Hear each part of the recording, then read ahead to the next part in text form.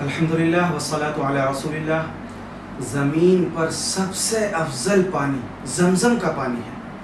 اللہ کے رسول صلی اللہ علیہ وسلم نے ارشاد فرمایا خیر ماء علی وجہ الارض ماء زمزم فیہ طعام من الطعم وشفاء من السقم، کہ روئے زمین پر سب سے بہترین پانی زمزم کا پانی ہے، اس میں غذائیت بھی ہے اور بیماری سے شفا بھی ہے۔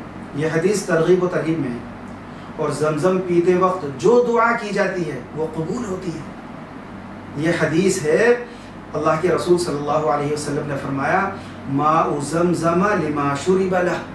اس حدیث کا مفہوم یہ ہے کہ زمزم کا پانی جس مقصد کے لیے اور جس فائدے کے لیے پیا جائے وہ پورا ہوتا ہے۔